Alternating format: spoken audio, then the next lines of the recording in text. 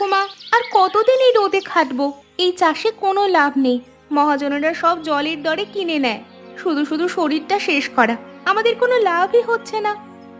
তুই ঠিকই বলেছিস দিদি ভাই, আমাদের খাটুনির কোনো দাম নেই। কিন্তু কি করব বলতো? তোর ঠাকুরদা এই জমিটাকে সন্তানের মতো ভালোবাসতেন। তার হাত ধরেই এই লঙ্কা চাষ শুরু। এখন এই মাটিতে আমি তার গন্ধ পাই রে। কিন্তু স্মৃতি দিয়ে পেট চলে না ঠাকুমা। তোমার বয়স হয়েছে, এই বয়সে এত কষ্ট আমি দেখতে পারি না। গরিবের কষ্ট ছাড়া আর কি বা আছে রে? আমার তো আর গায়ের জোরও নেই। অন্য কাজ যে করব, কি করে করব বল? আমি অন্য চাষ শিখে নেব, তুমি আমায় একটু সময় দাও। এই লঙ্কা চাষ ছাড়া আমি যে আর কিছুই জানি না। আর এই জমিতে সবকিছু চাষও হবে না রে। এই জমিতে অন্য ফসল না হলে যে আমরা না খেয়ে রাস্তায় বসে যাব রে মিতা। আমরা বড় অসহায়, কিচ্ছু করার নেই আমাদের। তুমি চিন্তা করো না ঠাকুমা, আমি থাকতে আমাদের জমি কেউ কাটতে পারবে না। রবি, এই মাসের করের হিসেবটা মিলাও তো। এবার আদায় কেমন হলো? আর বলবেন না মোড়ল মশাই, গ্রামের লোকগুলো খালি বাহানা। ফসল ভালো হয়নি, টাকা নেই, এইসব অজুহাত। অজুহাত দিলে শুনবো কেন? আমার টাকা আমার চাই। জমি চাষ করতে হলে কর দিতেই হবে। কিন্তু মোড়ল মশাই, লোকে তো এবার সত্যি খুব অভাবে আছে। জোর করলে যদি বেঁকে বসে। গ্রামের লোককে চেনা তোমার এখনো বাকি আছে রবি। ওদের যত লাই দেবে তত মাথায় চড়বে। ভয় দেখাতে হবে। তা ঠিক, কিন্তু করের পরিমাণটা কি আর একটু বাড়ানো যায় না? আমাদের তো লাভ দরকার নাকি, হ্যাঁ? সেটাই তো ভাবছি। খাজনা তো বাড়াতেই হবে, তবে সরাসরি নয়, অন্য উপায়। কিরকম উপায় মোড়ল মশাই? এই যেমন যারা সময় মতো কর দিতে পারবে না তাদের উপর জরিমানা চাপাও, চক্রবৃদ্ধি হারে সুদ বসাও। বাহ, চমৎকার বুদ্ধি। টাকা না দিলে তখন জমি বন্ধক। একদম তাই। জমি আমাদের কবজায় আসবে। আর একবার জমি হাতে এলে এই চাষা ভূষদের গ্রাম ছাড়া করতে কতক্ষণ? আপনি সত্যি জিনিয়াস মোড়ল মশাই। এই হিসেবটাই আমি খাতায় তুলে নিচ্ছি। শোনো রবি, দয়া মায়া দিয়ে সংসার চলে না, ক্ষমতা চলে না। গ্রামের লোক যেন বোঝে রাজশেখরের কথার উপর কোনো কথা হবে না। কাল থেকেই তবে নতুন নিয়ম চালু করছি। খাজনা দিতে এসে এবার সবার চোখ কপালে উঠবে। যাও, মন দিয়ে কাজ করো। টাকার গন্ধ আমার বড্ড ভালো লাগে রবি।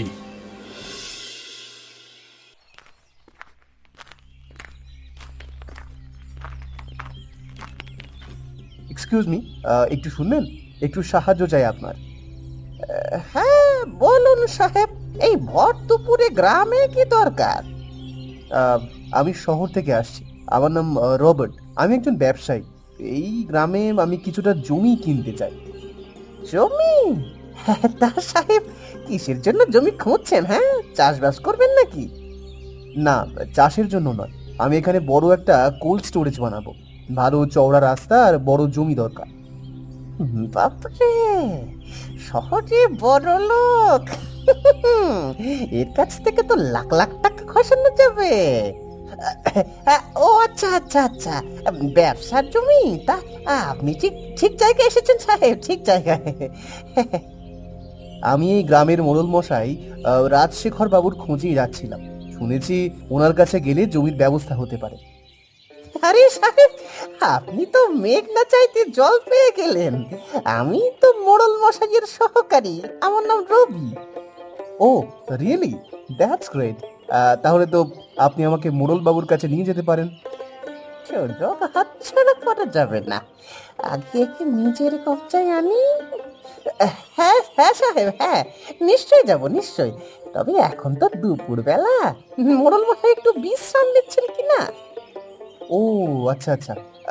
তাহলে এখন কি করা যায়? এক কাজ করুন সাহেব, আমার বাড়িটা তো কাছেই, আপনি আমার সাথে চলুন। এই গরমে একটু জল খাবেন, দুটো খেয়ে দিয়ে জিরিয়ে নেবেন, তারপর দুজনে মিলে মোড়ল মশাইয়ের কাছে যাব, খেতে খেতে জমির কথা হবে। থ্যাংক ইউ রবি বাবু, আপনার আতিথেয়তায় আমি খুশি হলাম। চলুন তবে। এসো সাহেব এসো। খপ্পরে যখন পড়েছ তখন তোমার পকেট খালি করে ছাড়বো। নাও ঠাকুমা, খাও। দুপুর গড়িয়ে বিকেল হতে চলল। তুই খেয়েছিস রে দিদি ভাই? হ্যাঁ ঠাকুমা, আমি খেয়েছি। তুমি আগে খাও তো। আমার সাথে লুকোচুরি করিস না মিতা। হাঁড়িতে আর এক দানাও ভাত নেই, সে আমি জানি। কি করব বলো, ঘরে চাল বাড়ন্ত, বাজারে লঙ্কার দাম 1 পয়সাও পেলাম না। হে ওপরওয়ালা, এই চৈত্র মাসের চড়া রোদে শরীরটা আর চলে না, তার ওপর পেটে এক দানা অন্ন নেই, গরিবের কি বাঁচতেও নেই। মোড়ল মশাই আবার রবির হাত দিয়ে খাজনার নোটিশ পাঠিয়েছে, এবার নাকি ডবল কর দিতে হবে। ডবল কর? অরে, নুন ভাতের টাকাই জুটছে না, কর দেব কোথা থেকে? ওরা কি আমাদের এবার ভিটে চারা করবে? তুমি কেঁদো না ঠাকুমা, মোড়ল যত বড়ই শক্তিশালী হোক না কেন, আমাদের জমি আমরা কিছুতেই দেব না। কিন্তু জমি না দিলে ওরা আমাদের বাঁচতে দেবে না রে মিতা, চড়া সুদে জমিটা ওরা কেড়েই নেবে। তুমি খেয়ে নাও, খিদে পেটে লড়াই করা যায় না, আমি একটা পথ ঠিক খুঁজে বার করব। তো ঠাকুরদা এই জমিটা নিয়ে কত স্বপ্ন দেখতো, আর আজ তার নাতনিকে আমি নুন ভাত খাওয়াচ্ছি। আমার মরে যাওয়াই ভালো ছিল রে মিতা। অমন কথা মুখে এনো না ঠাকুমা, আমাদের উন্নতি ঠিক হবে দেখো, ঠাকুরদার আশীর্বাদ সব সময় আমাদের সাথে আছে।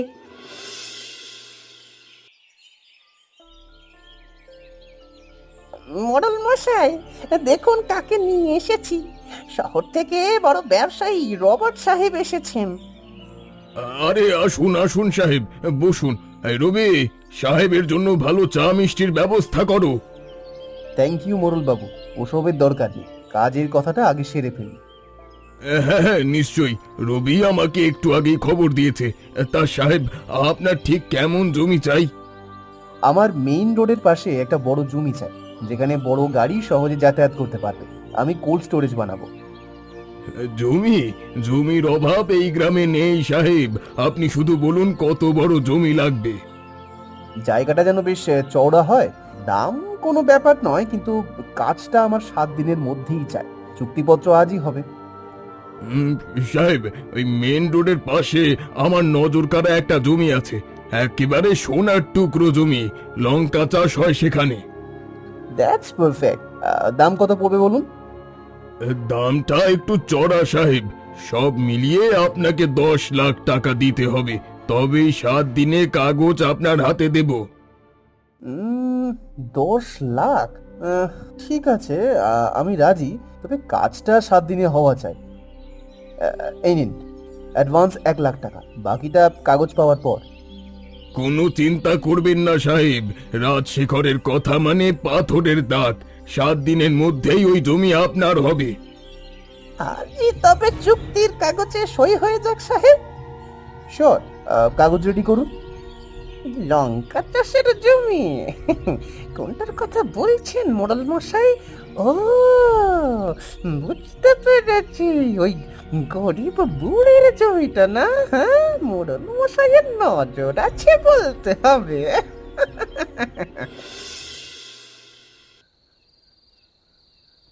রবার্ট সাহেবের থেকে অ্যাডভান্স তো নিলাম রবি, কিন্তু 7 দিনের মধ্যে মেইন রোডের ধারের ওই জমিটা কিভাবে দেব?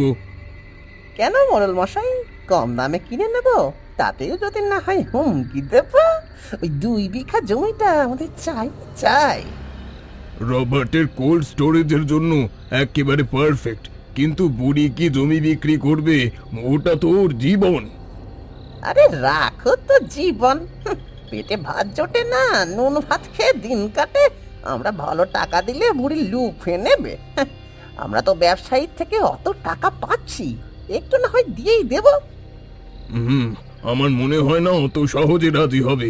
মাধবীর ওই এক রোখা নাতনিটা আছে না, মিতা, মেয়েটার বুদ্ধি খুব চড়া, ও সহজে জমি ছাড়বে না। তা অবশ্য ঠিক বলেছেন, মিতা মেয়েটা একটু তেড়া টাইপ। তাহলে কি করা যায়? আপনি কি কিছু ভাবতে পারছেন? সোজা আঙুলে ঘি না উঠলে আঙুল বাঁকাতে হবে রবি। আমরা প্রথমে ভালো করে বুঝিয়ে বলবো, জমিটা ভালো দামে বিক্রি করে দিয়ে অন্য কোথাও চলে যেতে। হ্যাঁ, প্রথমে একটু দয়া দেখানোর নাটক করা যাবে। আর যদি তাতেও কাজ না হয়, যদি রাজি না হয়, কাজ না হলে তখন আমার আসল রূপ দেখাবো, ধমকি দেব, ভয় দেখাবো, খাজনা আর সুদের দায় চাপিয়ে জমি এমনি দখল করে নেব। সাবাস মোড়ল মশাই। জমি না দিলে ভিটে মাটি থেকে উচ্ছেদ করার ভয় দেখালেই বুড়ি সোজা হয়ে যাবে। গ্রামের উপর আপনার কথার বাইরে যাওয়ার ক্ষমতা কারোর নেই। একদম তাই। কাল সকালেই তুমি মাধবীর বাড়ি যাবে, প্রথমে ভালো মানুষের মতো প্রস্তাবটা দেবে। রাজি হলে ভালো, নয়তো পরের ব্যবস্থা আমি নিজেই করব। ঠিক আছে মোড়ল মশাই, তাহলে কাল সকালে আমি ওদের বাড়িতে পৌঁছে যাচ্ছি। আপনিও ঠিক সময় পৌঁছে যাবেন। এখন তাহলে উঠলাম। হ্যাঁ, হ্যাঁ গো, যাও, রাত হয়ে গেল তো, মনে করে চলে এসো কিন্তু।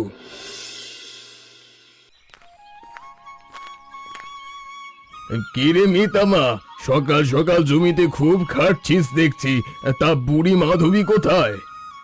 ঠাকুমা ঘরে আছে মোড়ল মশাই, তার শরীরটা ভালো নেই। তা আপনারা সকাল সকাল আমাদের এই গরিবের জমিতে কি মনে করে? আরে মিতা, মোড়ল মশাই তোদের ভালো চান বলেই তো এত সকালে ছুটে এসেছেন। তোদের দুঃখ কষ্ট তো আর ওনার চোখে সহ্য হয় না রে মা। আমাদের দুঃখ একটু খোলসা করে বলুন তো রবিদা। বলছি রে মা, এই যে তোদের বিঘে দুয়েক লঙ্কার ক্ষেত, এতে তোদের আর কেমনই বা আয় হয়? দিনরাত খেটেও তোরা নুন ভাত পাচ্ছিস না। একদম ঠিক কথা। তাই মোড়ল মশাই একটা দারুণ প্রস্তাব নিয়ে এসেছেন। তোদের এই লঙ্কা ক্ষেতটা আমরা কিনে নিতে চাই। আমাদের জমি আপনারা কিনবেন, কিন্তু কেন?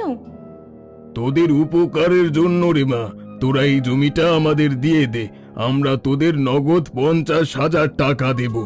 এককালীন এতগুলো টাকা পেলে তোরা শহরে গিয়ে শান্তিতে থাকতে পারবি। ভাবিস না মিতা, এই বাজারে এই ভাঙা জমির জন্য 50,000 টাকা অনেক। রাজি হয়ে যা, বুঝলি, রাজি হয়ে যা। না মোড়ল মশাই, আপনার 50,000 টাকা আপনার কাছেই রাখুন। আমাদের জমি আমরা বিক্রি করব না। কি বলছিস মিতা? ভেবে চিন্তে বল। এত টাকা তোরা একসাথে চোখে দেখেছিস কোনোদিন? হ্যাঁ, টাকার অঙ্কটা বড় হতে পারে রবিদা, কিন্তু আমাদের এই জমির দাম তার চেয়ে অনেক বেশি।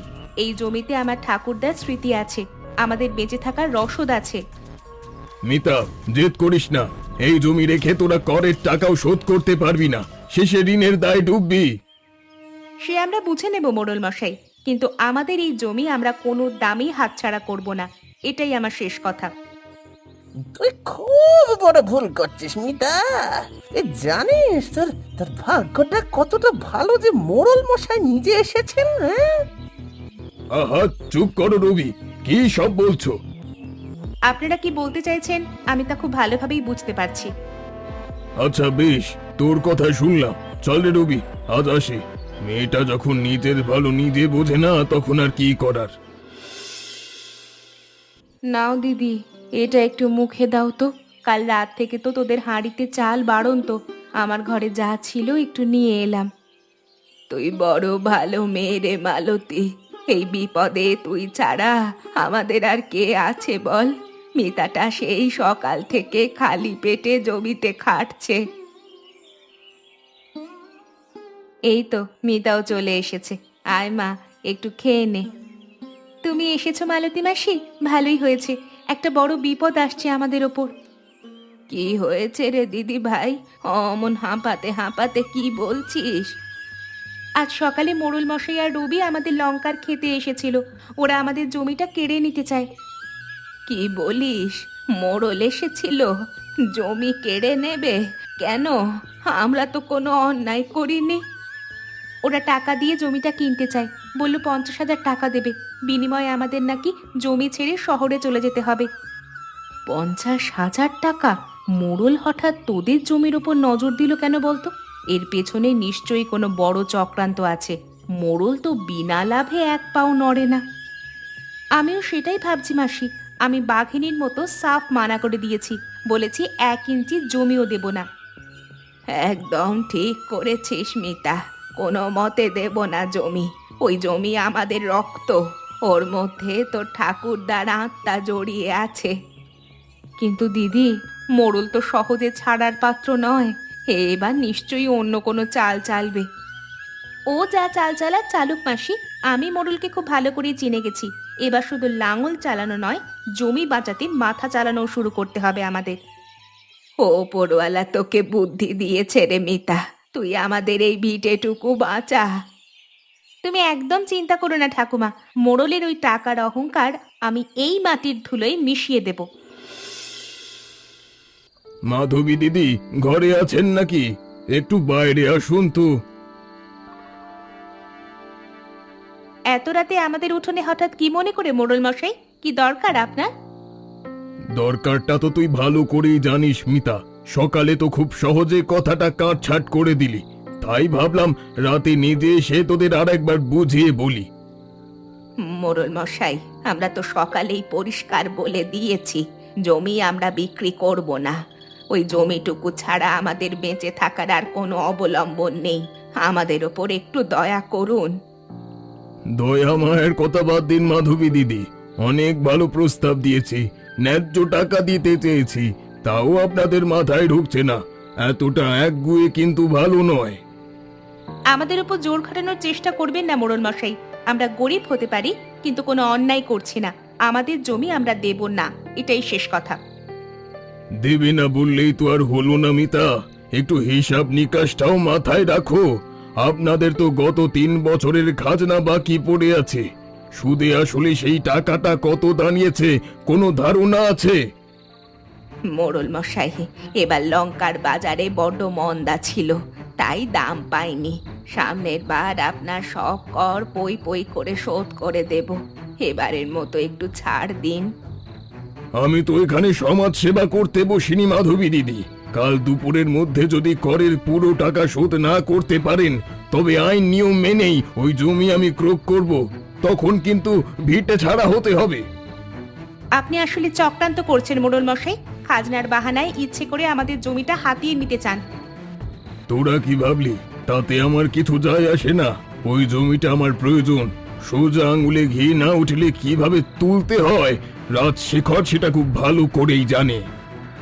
আমরাও আইনি লড়াই লড়ব, দেখি আপনি কিভাবে আমাদের জমি কেড়ে নেন। আচ্ছা, তবে দেখা যাক। কাল সকালের জন্য তৈরি থাকিস তোরা।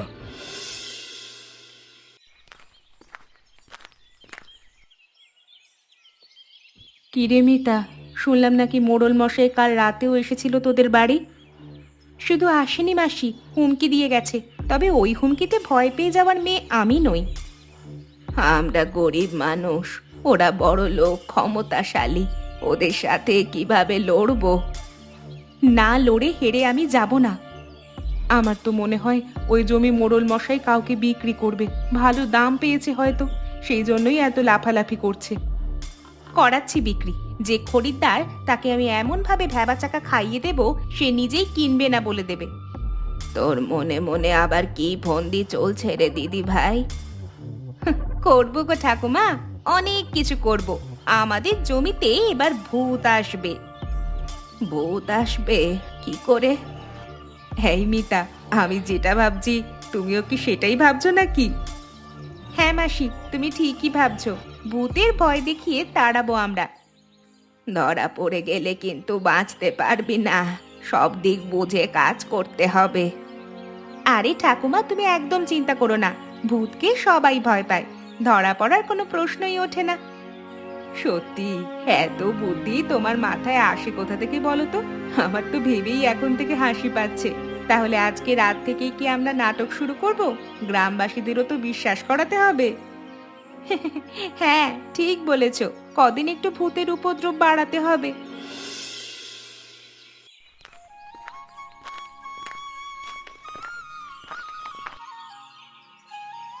ও বাবু, একটু শুনবেন? এই চড়া রোদে কারে খুঁজছেন? হ্যালো, আমি আসলে মোড়ল রাজশেখর বাবুর দেওয়া ওই লঙ্কার ক্ষেতের জমিটা দেখতে এসেছি। ও মা, আপনি এই জমিটা কিনতে এসেছেন নাকি সাহেব? হ্যাঁ, ঠিকই ধরেছেন। আমি ওখানে একটা বড় কোল্ড স্টোরেজ বানাবো। কেন বলুন তো, কোনো সমস্যা আছে? ওরে বাবা রে, সমস্যা মানে মহা সমস্যা। মোড়ল মশাই আপনাকে ওই ভুতুরে জমিটা গজাতে চাইছে? আপনার মতো ভালো মানুষকে এভাবে ঠকাচ্ছে? হোয়াট? তুতুড়ে জমি? আপনি কি বলছেন এসব? বিশ্বাস করছেন না তো সাহেব? শহুরে মানুষ তো ভাবছেন গ্রামের মেয়ে ভূত বানিয়ে গল্প বলছে, কিন্তু ওই জমির ইতিহাস বড় ভয়ানক। কেমন ইতিহাস? পরিষ্কার করে বলুন তো। ওই জমিতে যিনি আগে মালিক ছিলেন, তিনি মারা যাবার পর থেকে ওখানেই আছেন। রাতে নাকি লঙ্কার ক্ষেত থেকে অদ্ভুত আলো দেখা যায়, বিকট শব্দে কান্না শোনা যায়। গ্রামের কেউ তো ওদিক পানে যাওয়ার সাহস অব্দি পায় না। মোড়ল বাবু তো আমাকে এমন কিছু বলেননি। উনি তো বললেন ওটা সোনার টুকরো জমি। মোড়ল তো শুধু টাকা চেনে সাহেব, আপনাকে ভুতুরে জমি চড়া দামে গচিয়ে দিয়ে নিজে কেটে পড়বে। বিপদে পড়বে না আপনি। কিন্তু আমি এটা বিশ্বাস করি কি করে? না দেখে তো আমি চুক্তি বাতিল করতে পারি না। আমার কথা বিশ্বাস করতে হবে না সাহেব, আপনি এক কাজ করুন, মোড়ল মশাইকে বলুন আজ মাঝরাতে আপনি নিজে ওই জমি দেখতে যাবেন। মাঝরাতে জমি দেখতে যাব? মোড়ল বাবু রাজি হবেন তো? যদি জমি সাচ্চা হয় তবে মোড়ল নিশ্চয়ই যাবে, আর যদি মোড়লের মনে কোনো পাপ থাকে তবেও মাঝরাতে যেতে ভয় পাবে। হুম, আপনি ঠিকই বলেছেন। আমি আজ রাতে এই জমি দেখতে যাওয়ার প্রস্তাব দেব মোড়লকে। আচ্ছা, আমি তাহলে চললাম। বাছা ধান জালে পা দিয়েছে, এবার মোড়লের কপালে দুঃখ আছে।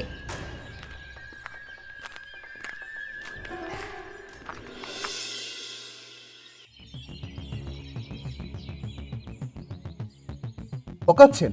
একটা ভুতুড়ে জমি আমার ঘাড়ে গোছাতে চান, হ্যাঁ? এ কি বলছেন সাহেব? ভুতুরে জমি? কে বললো আপনাকে এই সব আষাঢ় গপ্প? হ্যাঁ সাহেব, ওটা তো একেবারে সোনার টুকরো জমি। এই গ্রামে কিছু হিংসুটের লোক আছে, তারা আপনার কান ভাঙিয়েছে। কোনো হিংসুটে লোক নয়। আমি জানতে পেরেছি ওই জমিতে রাতে অদ্ভুত আলো ঘুরে কান্না শোনা যায়। আরে সাহেব, চাষা ভূষদের গাঁজা খুরি গপ্প ওসব। ভূতের ভয়ে কি ব্যবসা আটকে থাকে? ঠিক আছে, যদি গল্পটা আর সত্যি না হয় তাহলে আজ মাঝরাতে আপনারা আমার সাথে ওই জমিতে চলুন। আমরা নিজের চোখে দেখে আসবো।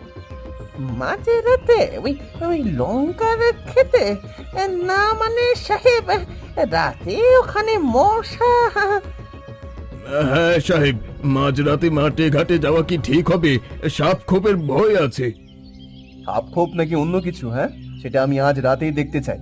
যদি আপনারা আজ মাঝরাতে আমার সাথে ওই জমিতে না যান তবে এই চুক্তিপত্র আমি এখনই বাতিল করে দেব। আমি অন্য গ্রামে জমি খুঁজবো।